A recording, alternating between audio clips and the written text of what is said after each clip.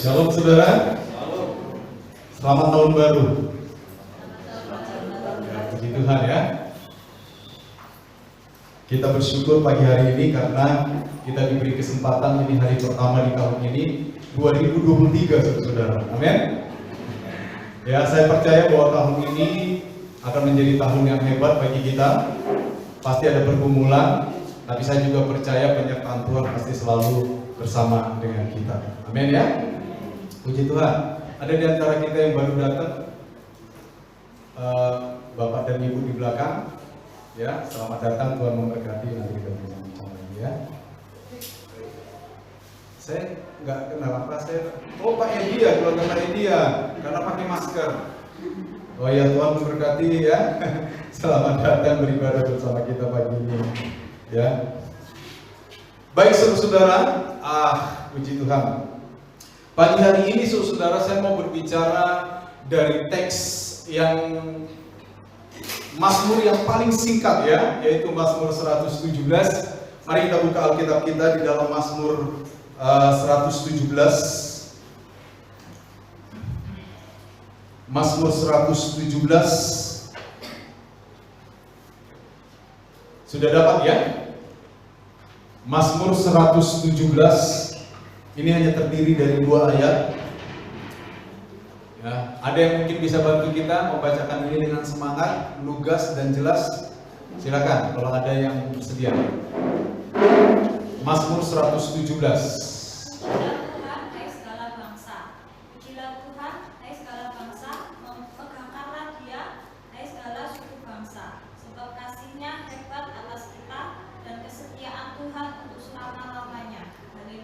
Iya. Nah saudara, pagi ini ya memang waktunya sangat tepat. Kenapa? Karena ini benar-benar tanggal 1 bulan 1 ya, di tahun yang baru ini. Saya mau membawa pikiran kita kepada bagaimana Allah ya, di dalam persekutuannya dengan umatnya yaitu bangsa Israel melalui Mazmur mengajak umatnya Israel untuk mengambil satu keputusan, untuk mengambil satu sikap yang tepat terkait bagaimana merespons ya, bagaimana merespons apa yang sudah terjadi di masa lalu ya, apa ya peristiwa-peristiwa yang mereka alami di masa lalu, dan Tuhan mengajak bangsa Israel sebagai umatnya melalui Mazmur 17 untuk memberikan puji-pujian sebab Tuhan penuh dengan kasih dan setia, saudara-saudara. Ya, firman Allah tadi berkata, pujilah Tuhan, hai segala bangsa. Megahkanlah Dia, hai segala suku bangsa. Sebab kasih-Nya hebat atas kita dan kesetiaan Tuhan untuk selama-lamanya. Haleluya. Haleluya itu juga artinya pujilah Tuhan. Nah, ide utama dari Mazmur pasal 17 ini, saudara-saudara, adalah pujian kepada Tuhan. Nah, pujian kepada Tuhan itu merupakan ekspresi yang lahir karena Tuhan secara terus-menerus, ya, perhatikan ya kata ini, kata kuncinya saudara-saudara. Pujian kepada Tuhan itu merupakan sebuah ekspresi. Ya, jadi kalau ekspresi itu kita harus apa? Perlihatkan. Ya, kalau saudara kaget, ekspresinya apa? Hah? Coba kaget. Siapa? Pak Kadi kayaknya cocok kaget. Coba Pak, kaget Pak. Mana ada orang kaget? Mana ada? Pasti gitu. Ekspresi diucapkan. Diperlihatkan. Nah, Mazmur 117 ya, pujian kepada Tuhan itu merupakan satu ekspresi. Ekspresi yang lahir dari apa? Ekspresi yang lahir karena Tuhan secara terus-menerus memperlihatkan karakter, memperlihatkan karakternya kepada bangsa Israel. Nah, karakter yang dimaksud di sini adalah kasih dan kesetiaan. Ya, kasih dan kesetiaan. Dua karakter ini merupakan dua karakter dari sekian banyak karakter Tuhan yang diperlihatkan kepada umatnya. Kalau dalam perjanjian lama tentu saja kepada bangsa Israel, ya, dan itu terus-menerus diperlihatkan oleh Tuhan. Ya. Kalau saudara baca kehidupan bangsa Israel, mereka disebut sebagai bangsa yang tegar tengkuk, ya, bangsa yang suka melawan Tuhan. Tetapi setiap kali Israel kembali setia kepada Tuhan, kembali menyembah Tuhan, firman Allah di dalam sepanjang perjanjian lama menunjukkan bahwa Tuhan kembali memperlihatkan kasih dan setia Tuhan kepada mereka. Nah, Mazmur 117 ini mengajak umat Israel, hei umat Israel, hei segala bangsa, hei orang-orang percaya pada zaman ini, ketika engkau menengok kembali ke belakang, ketika engkau melihat kembali hidupmu di belakang sana, tahun-tahun yang sudah engkau jalani, tahun-tahun yang sudah engkau lewati, maka apapun yang terjadi di belakang sana, ekspresi yang paling tepat untuk merespon semua itu adalah pujian kepada Tuhan. Sepakat saudara? Amin. Ya, dan ini tentu saja membutuhkan komitmen. Kenapa demikian? Karena seringkali hidup kita menjadi hidup yang sulit. Ya, tadi malam waktu tutup tahun saya bilang beberapa teman saya mengatakan ini tahun yang sulit 2022 ini. Ya, tahun dimana banyak pergolakan. COVID-19 masih ada sejak 2020 Maret, ya, sampai 2022 ini. Banyak orang diputus hubungan kerja. Banyak orang yang tadinya penghasilannya sekian menjadi sekian, ya, menipis, ya. Tidak jarang juga terjadi perceraian karena masalah ekonomi dan banyak hal. Ditambah lagi krisis global seperti perang Ukraina dan Rusia membawa dampak kepada dunia, saudara, dan banyak sekali, saudara. Dan itu mempengaruhi semua orang, entah dia Kristen, entah dia bukan Kristen, betul? Tetapi saudara, Mazmur ini kembali memberikan kepada kita satu sikap yang tepat. Kira-kira kalau Mazmur ini diucapkan oleh penulisnya kira-kira begini, hei umat Tuhan, bangsa Israel, orang-orang percaya di sepanjang zaman, di segala zaman. Kalaupun engkau melihat ke belakang dan engkau menemukan banyak hal sulit di dalam hidupmu, tetaplah memuji Tuhan. Karena pujian kepada Tuhan adalah respons yang paling tepat, adalah ekspresi yang paling tepat untuk menyikapi semua peristiwa, semua yang terjadi di dalam kehidupan kita. Sepakat? Hai. Bukti bahwa adanya kita hari ini di tempat ini membuktikan bahwa sesulit apapun tahun 2022 kemarin, kita bisa melewatinya. Amin. Maka kita patut memuji Tuhan atas pertolongannya. Nah, next. Kedua karakter ini, yaitu kasih dan setia yang saya sampaikan tadi di awal, ya, itu menyertai perjalanan bangsa Israel sebagai umat Tuhan. Ya. Nah, bangsa Israel dengan jelas dapat melihat kasih dan setia Tuhan dalam bentuk yang nyata. Jadi kasih dan setia Tuhan itu bukan sekedar ungkapan yang abstrak, bukan. Ya, kalau saya mengatakan, jangan saya dulu ya. Kalau saudara mengatakan bahwa saudara mengasihi orang lain, suami mengatakan bahwa dia mengasihi istri, apakah cukup dengan kata-kata? Walaupun katanya konon kata-kata itu penting, betul lah. Ya, tapi apakah cukup dengan kata-kata saya mengasihi kamu gitu? Maka kata-kata itu harus diwujudkan melalui perbuatan yang nyata, yang bisa dilihat, yang bisa diukur. Kalau ada suami mengatakan mengasihi istrinya tapi suka gampar pipi istrinya, itu kira-kira gimana ukurannya? Mengasihi atau enggak? Hah? Wah, masa? Katanya sih gampar sayang, tapi berbekas juga tuh. Mengasihi enggak tuh? Jadi bisa dilihat itu wujudnya itu. Kalau cuma kata-kata, ya I love you full, saya mengasihi engkau, wujudnya mana? Sama ketika Tuhan berkata, kasih dan setia Tuhan. Maka Tuhan tidak hanya berbicara tentang kasih setia, tetapi Tuhan memberikan contoh bagaimana Tuhan adalah Allah yang menunjukkan kasih setia kepada bangsa Israel. Ya. Nah, salah satu contoh kasih setia Tuhan yang paling besar dalam kehidupan bangsa Israel, ini salah satu ya.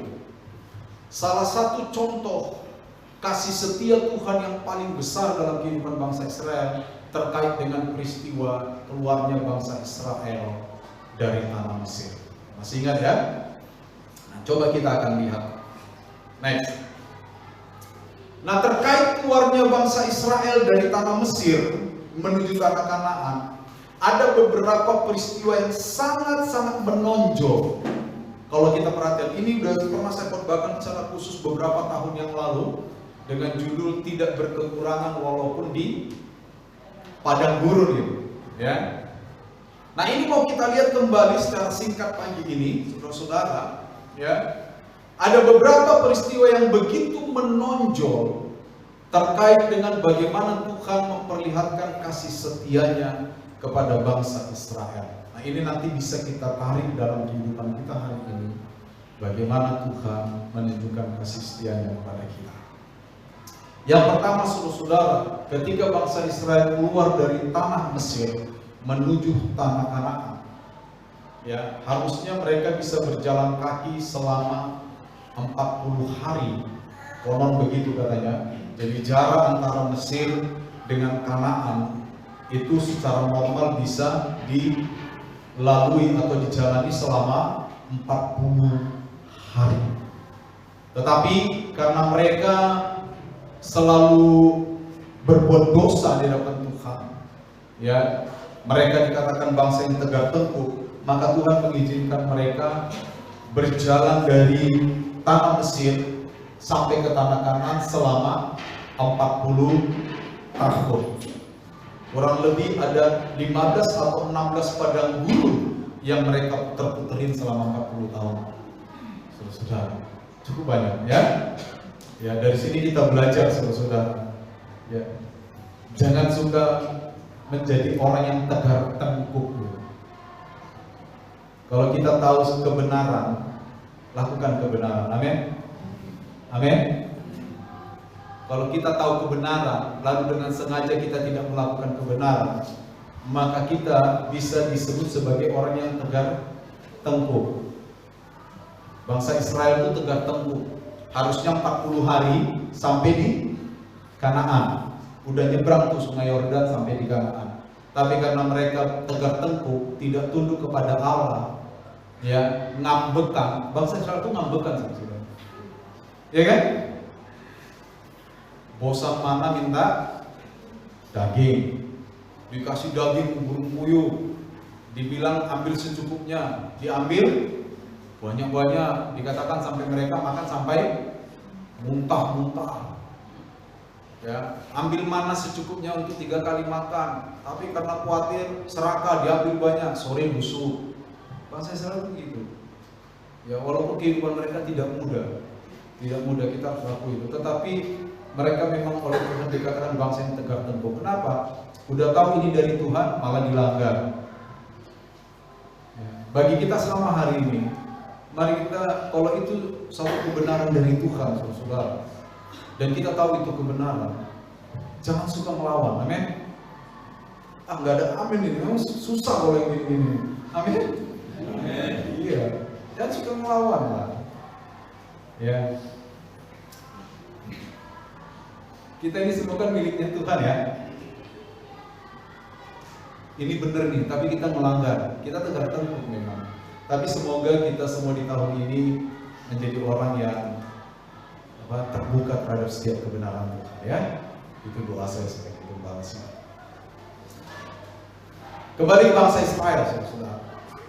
Mereka harusnya cuma 40 hari itu jalan dari Mesir ke tanah Kanaan. Mereka melawan Tuhan, mereka tidak tunduk kepada Tuhan. Tetapi di dalam kondisi pemberontakan, di dalam kondisi ketidaktundukan mereka kepada Allah, Allah tetap menunjukkan kasih setianya kepada bangsa Israel.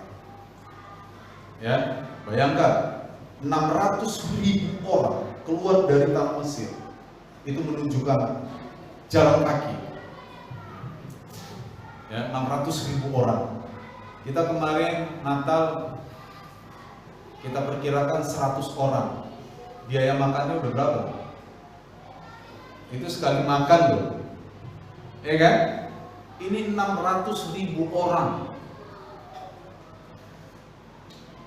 Kira-kira saudara biaya makannya berapa? Banyak kan?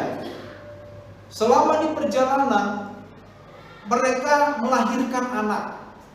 Dan beberapa ahli mengatakan jumlah bangsa Israel setelah mereka tiba di pinggir sungai Yordan mau nyebrang ke tanah Kanaan, ya, itu sudah 3 juta jiwa. Karena selama 40 tahun mereka beranak pinak. Ya bukan cucu aja Pak, udah cicit. Beranak pinak itu. Bayangkan saudara. Tetapi apa yang Tuhan lakukan untuk mencukupi kebutuhan mereka?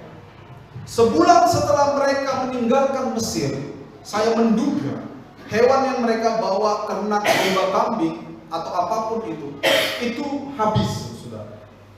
Selama sebulan di perjalanan. Apa yang Tuhan lakukan?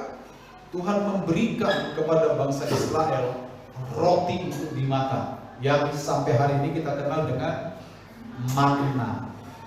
39 tahun 11 bulan Tuhan memberikan manna kepada bangsa Israel. Bukankah ini wujud nyata kasih setia Tuhan? 39 tahun 11 bulan. Ya. Yang kedua, saudara-saudara, selama 40 tahun pakaian mereka tidak usang, nggak perlu ganti. Itu Alkitab yang ngomong. Coba saudara buka Ulangan 8 ayat 1, benar kan? Ulangan 8 ayat 1. Satu orang boleh baca dengan cepat. Kita mau periksa ini benar apa tidak. Ulangan 8 ayat 1.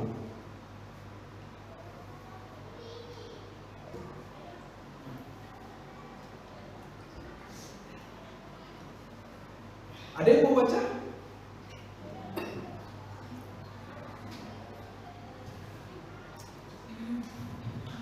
Segenap perintah yang kusampaikan kepadamu pada hari ini haruslah kamu lakukan dengan setia, supaya kamu hidup dan bertambah banyak, dan kamu memasuki serta menduduki negeri yang dijanjikan Tuhan dengan sumpah kepada nenek moyang.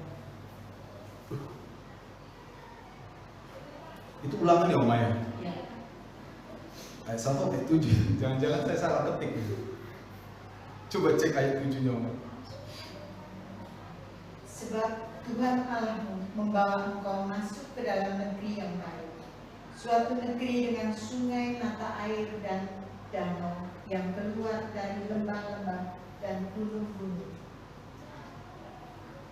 Waduh, saya minta maaf ya, ini salah ayat kayaknya.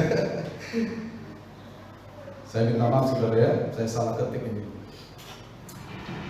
Nanti saya akan coba lihat kembali. Tetapi di dalam kisah entah Keluaran atau Ulangan saudara, bahwa bangsa Israel itu selama 40 tahun pakaian mereka tidak perlu diganti, saudara. Jadi ini bukti dari kasih setia Tuhan. Nah yang ketiga saudara-saudara, perjalanan bangsa Israel itu disertai dengan tiang awan di siang hari dan tiang api di malam hari. Itu dicatat dalam Keluaran pasal 13, 20-22. Saudara bayangkan perjalanan di padang gurun, ya. Perjalanan di padang gurun itu suatu perjalanan yang tidak mudah, saudara. Padang gurun di Israel itu terkenal dengan binatang buas. Apa binatang buasnya? Ular dan kalajengking. Ya, makanya kalau dalam perjanjian baru, kenapa Yesus sering memakai diksi ular beludak? Ular beludak. Ya karena memang ular beludak itu banyak. lubang-lubangnya di padang gurun, dan itu sering menggigit orang yang tidak sadar lewat melalui lubang itu. Saudara bisa bayangkan kalau tidak ada penerangan di malam hari. Ya. Jadi bangsa Israel itu disertai oleh Tuhan melalui tiang api dan tiang awan. Ya.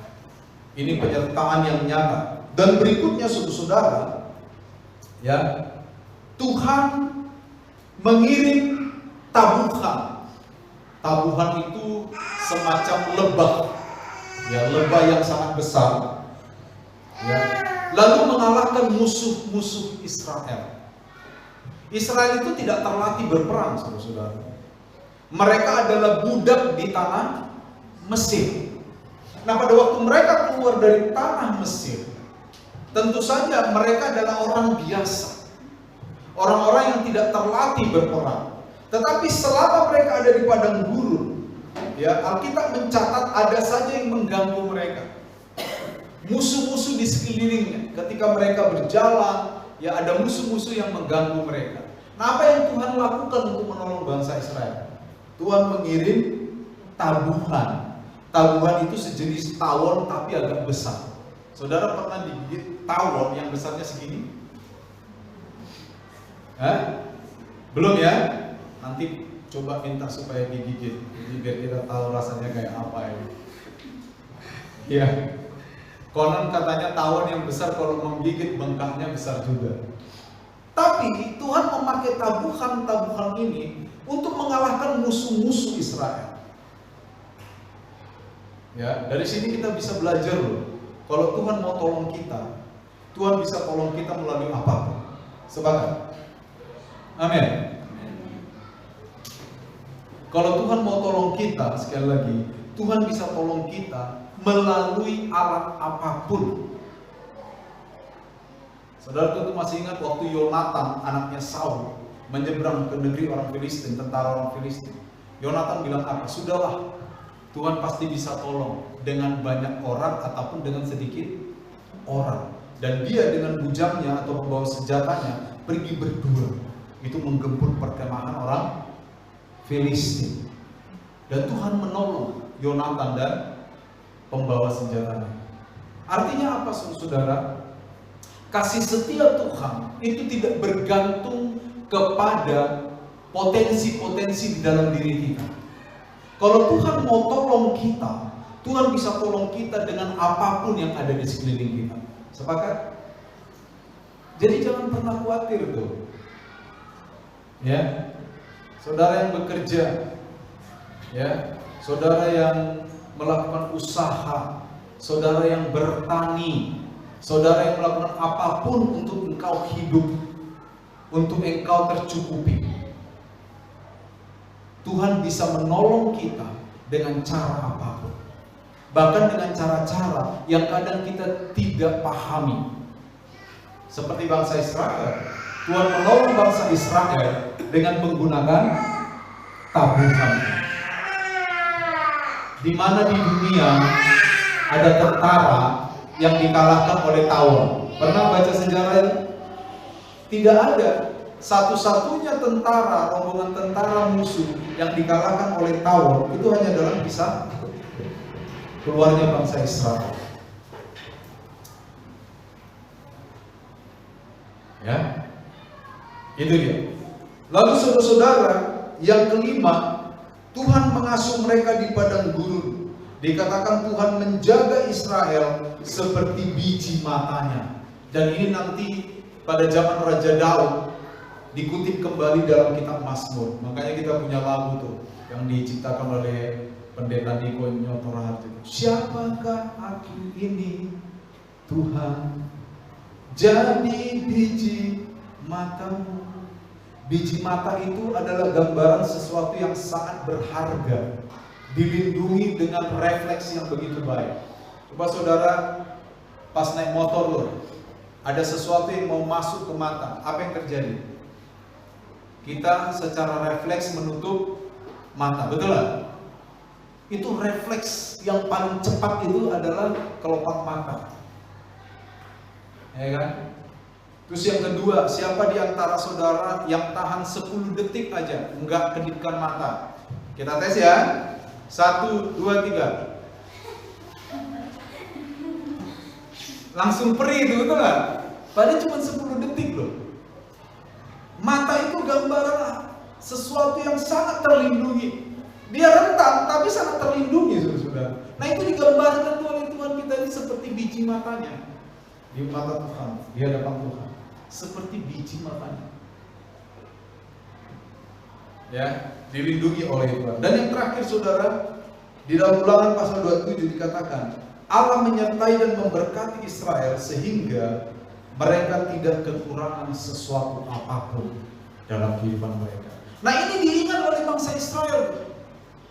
Jadi Mazmur 117 ini semacam ingat-ingatan kepada masa lalu, bagaimana Allah menyertai umatnya, bagaimana Allah memberkati umatnya, di tengah-tengah masa sukar, di tengah-tengah hal yang sulit, Tuhan tetap memperlihatkan kasih dan setianya.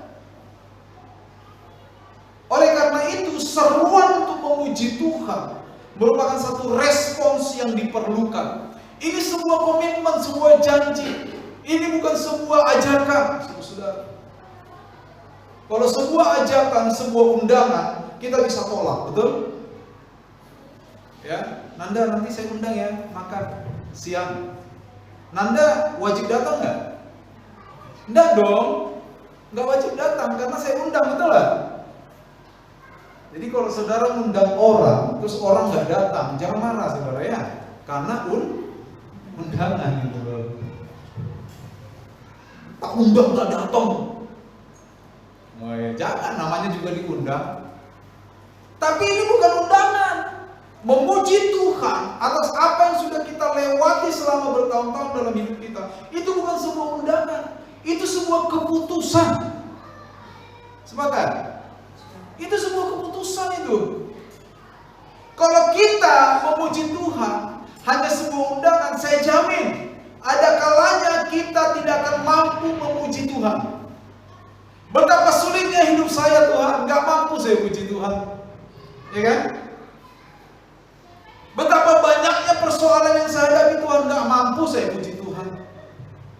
Tapi ketika kita menjadikan hal memuji Tuhan itu menjadi suatu komitmen, menjadi suatu respons yang kita tetapkan untuk kita alami, maka apapun yang terjadi di belakang hidup kita, di tahun-tahun yang sudah kita lewati, kita tetap dapat berkata seperti Mazmur 17, pujilah Tuhan, hai segala bangsa, megahkanlah Dia, hai segala suku bangsa, sebab kasih-Nya hebat atas kita, dan kesetiaan Tuhan untuk selama-lamanya. Kita bisa ngomong gitu.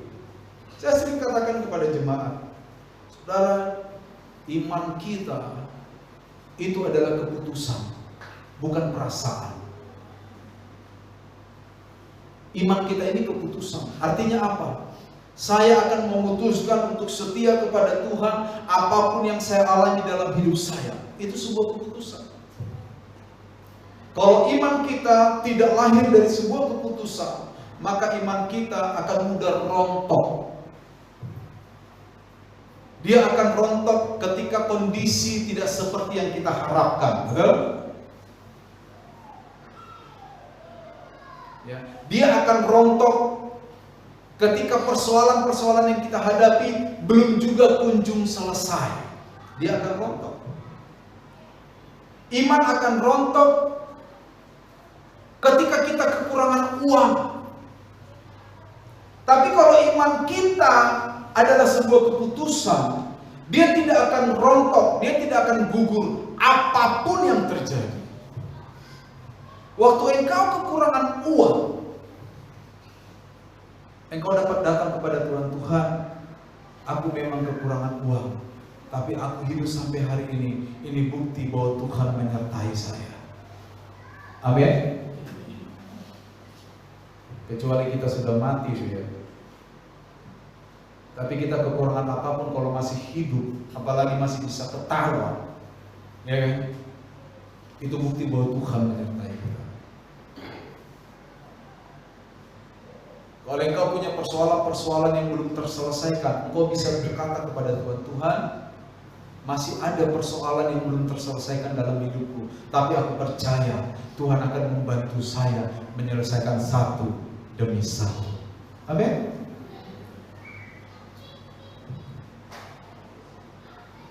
Ya, itu respons. Respons itu adalah sebuah keputusan, bukan suatu undangan.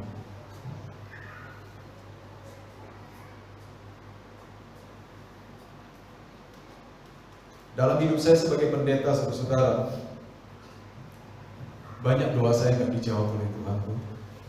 Maksudnya bukan nggak dijawab tapi jawabannya tidak. Itu kan bahasa kita sekarang kan nggak dijawab ya. Sebenarnya Tuhan jawab sih, dijawab waktu kita berdoa Tuhan jawab, tidak. Kan jawaban juga kan itu kan? Banyak doa saya dijawab oleh Tuhan dengan kata tidak. Padahal pendeta ini, ya kan? Bersyukurlah saudara jemaat yang doanya banyak dijawab dengan kata iya. Saya mau tahu dulu, angkat tangan dulu. Siapa di antara saudara banyak doanya dijawab tidak sama Tuhan? Ada? Saya banyak, cuman saya nggak curhat aja sama saudara kan gitu. Banyak saya dijawab tidak sama Tuhan. Bahkan untuk hal-hal yang saya sangat rindukan itu. Sampai saya bilang, Tuhan, please Tuhan, aku hambamu, gitu kan. Tapi itu orang nggak tahu, cuma saya sendiri tuh. Pas olahraga, saya berdoa, Tuhan, haleluya, aku hambamu. Ya, tidak masuk di Facebook, tidak masuk di Instagram. Karena Tuhan tidak main Facebook. Saya juga ada cek, ternyata Tuhan tidak ada main Instagram. Jadi doa-doa nggak perlu di Facebook tuh ya. Nanti yang jawab teman bukan Tuhan. Jadi kadang saya olahraga naik sepeda tuh ya, goes-goes berdoa, Tuhan, saya pengen sekali ini hal-hal yang esensial dalam hidup saya, yang tidak. Apakah iman saya rontok? Tidak. Iman saya tambah kuat. Karena apa? Saya bisa merasakan kehendak Allah, walaupun kehendak Allah itu tidak menyenangkan saya secara jasmani. Ya. Tuhan izinkan sakit. Saya nggak tahu tuh TBC bisa datang dari mana nyerang saya itu. Saya nggak rokokan. Ya, seingat-ingat saya sikat gigi. Sebelum tidur saya selalu sikat gigi. Ya, makan saya juga nggak macem-macem. Tapi kena TBC loh. Ada teman saya tuh mandinya jarang, nggak kena tuh. Ya, saya bertanya sama Tuhan, saya kok kena TBC ya Tuhan ya?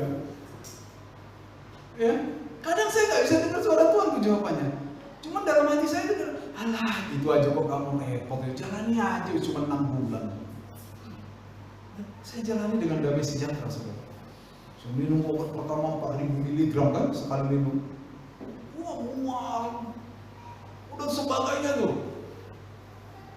Tapi saya bersaksi ya saudara. Di tengah-tengah saya rasa mual seharian karena obat. Ya dan sebagainya, banyak dampak yang saya alami. Tuhan memberikan saya sukacita. Saya tetap beraktivitas dengan baik. Saya tidak menafikan adanya rasa sakit. Mual tuh sakit, betul? Saudara kalau mual seharian gimana? Makan mual, ya kan? Apa-apa mual. Ya jalan sampai nunduk ini karena mual. Tapi saya bisa berkata Tuhan terima kasih loh. Saya jadi nanti kalau ada orang mengeluh karena mual, saya punya otoritas untuk menasehati dia, betul lah? Iya kan? Bro, mual sejam nggak apa-apa. Saya seharian berapa hari? Betul lah? Tapi kalau kita nggak pernah punya pengalaman mual, kita nasihati orang, emang lu pernah mual? Enggak tuh, ngomong gitu kan? Saudara, seringkali persoalan-persoalan yang kita hadapi itu Tuhan memang izinkan kita alami, itu supaya kita dapat menjadi berkat buat orang lain. Amin. Saudara bertani, ya kan, pertaniannya nggak maksimal misalnya hasilnya, hasil jagung tidak baik, Ya, seperti Habakuk pasal 3. Ya. Pokok anggur tidak menghasilkan, buah zaitun juga tidak ada, dan sebagainya. Intinya inilah. Kalau kita dapat merespons itu dengan tepat, suatu hari kita akan dipakai Tuhan untuk menghibur orang lain yang mengalami hal yang sama.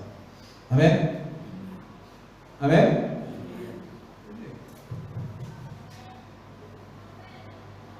Intinya itu, saudara. Apakah kita membuat sebuah keputusan untuk memuji Tuhan apapun yang terjadi dalam hidup kita?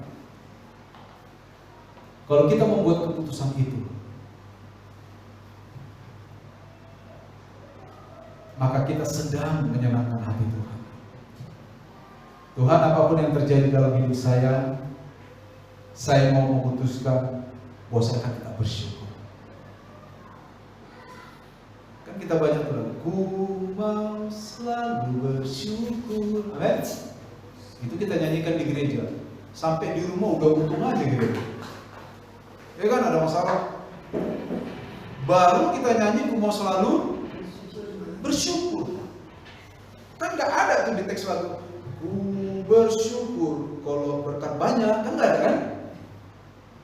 Ku bersyukur kalau gaji naik, ku bersyukur kalau bonus keluar, kan gak kan? Apa teksnya? Ku mau selalu bersyukur. Jadi dalam setiap kondisi kita harus bersyukur, saudara. Nah, ini yang diajari oleh Mazmur 117 ini. Mazmur 117 ini bukan hanya karangan seorang pemazmur, hanya olah pikir, bukan. Mazmur 117 ini memiliki latar sejarah yang jelas bahwa bangsa Israel pernah ada dalam kondisi yang sangat terpuruk dalam hidupnya, dan mereka oleh Tuhan diminta untuk meresponsnya dengan ucapan syukur, saudara.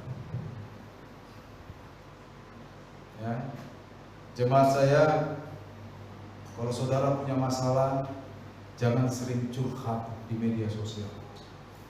Sepakat? Jangan cuma amin. Sepakat? Nah, ini. Kalau amin ini bias ini. Amin iya apa enggak ini? Sepakat ya? Karena nggak ada gunanya. Saya udah baca penelitian, dan penelitian ini valid. Saudara, kalau posting curhat di media sosial, orang-orang yang like itu udah di survei. Mereka nggak sungguh-sungguh empati kepada saudara. Bahkan banyak di antara mereka yang bersyukur tuh, syukur, kapok. Jadi iya, ini survei valid ini, ilmiah survei. Saya udah Pak.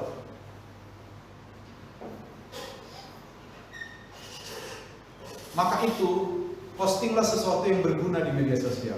Sepakat? Apa itu yang berguna? Contoh, misalnya saudara nih dapat berkat dari firman Tuhan bacaan pagi hari kan?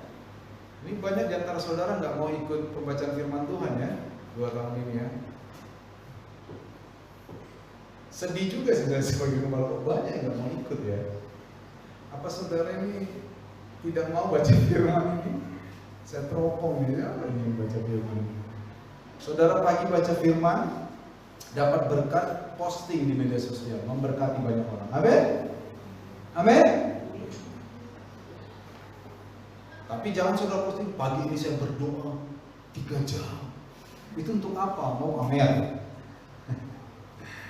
Jangan. Kita harus sangat bijak. Ingat saudara, media sosial adalah setengah dari kehidupan manusia modern hari ini, betul? Setengah media hidup nyata, dunia nyata. Setengahnya lagi dunia maya. Bahkan ada orang yang 80% hidupnya di dunia maya. 80% hidupnya di dunia maya. Pakai media sosial dengan sangat baik. Pakai untuk memuji Tuhan. Amin. Walaupun engkau posting sesuatu, postinglah yang berguna untuk orang lain.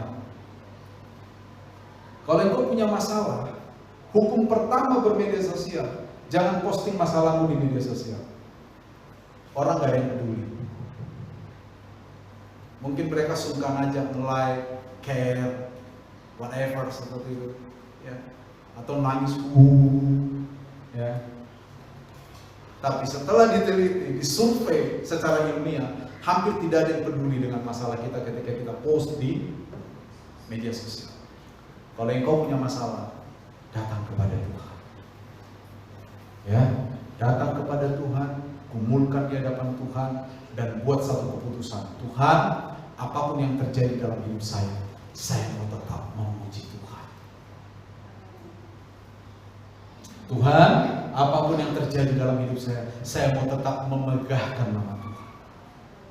Tuhan, apapun yang terjadi dalam hidup saya percaya Tuhan gak pernah salah, tidak pernah keliru, dan tidak pernah gagal. Kalau saudara tanya, pendeta pernah gak gelap kehidupannya? Wah, gelap coy. Saya sebagai pendeta juga saya harus akui banyak kondisi yang gelap, tidak jelas. Karena saya bilang, Tuhan, apa ini? Ini gelap nih di depannya, ini nggak jelas, nggak tahu saya apa di balik semua ini.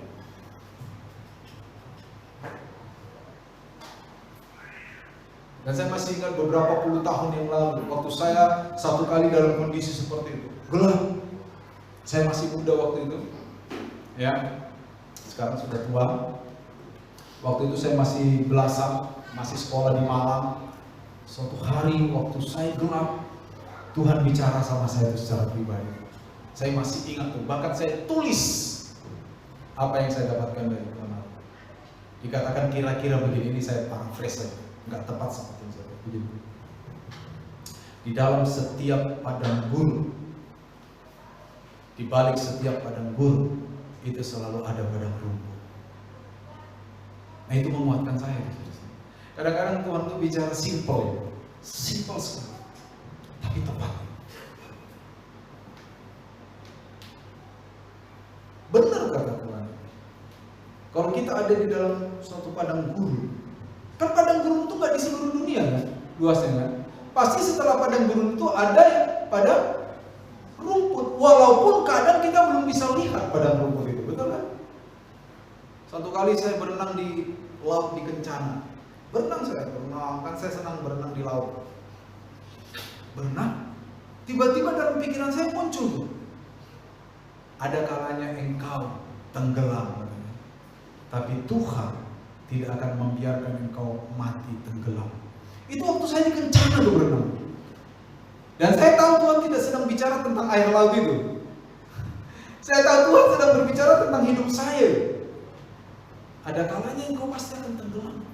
Dengan banyaknya persoalan, dengan banyaknya masalah hidup. Tapi ingat, kasih setia Tuhan tidak akan membiarkan engkau mati tenggelam. Saudara, kita kadang harus mengakui fakta-fakta yang menyakitkan dalam hidup kita. Tuhan, yes, saya sakit Tuhan. Jangan bilang saya tidak sakit Tuhan, padahal kita sedang sakit nih. Bilang aja Tuhan saya sakit, tapi saya percaya Tuhan akan menyertai saya melalui masa-masa sakit saya ini. Amin. Tuhan saya susah nih Tuhan, saya kurang dana, anak saya sekolah, anak saya kuliah, kehidupan saya setiap hari nih Tuhan. Saya udah kerja sungguh-sungguh, jujur dan rajin, tapi kurang. Akui di hadapan Tuhan, lalu akhiri dengan apa? Tapi saya percaya Tuhan, kasih setia Tuhan akan membantu saya melewati setiap persoalan ini. Seperti itu caranya. Jadi mari saudara, mari kita puji Tuhan, ya. Mari kita agungkan Tuhan, kita megahkan Tuhan. Apapun yang terjadi dalam hidup, senang, susah, mari kita setia kepada Tuhan. Berikan keputusan, bukan sebuah undangan. Ini sebuah keputusan. Saya memutuskan untuk merespons dengan pujian. Tuhan memberkati kita. Semoga firman ini berguna bagi kita semua. Selamat.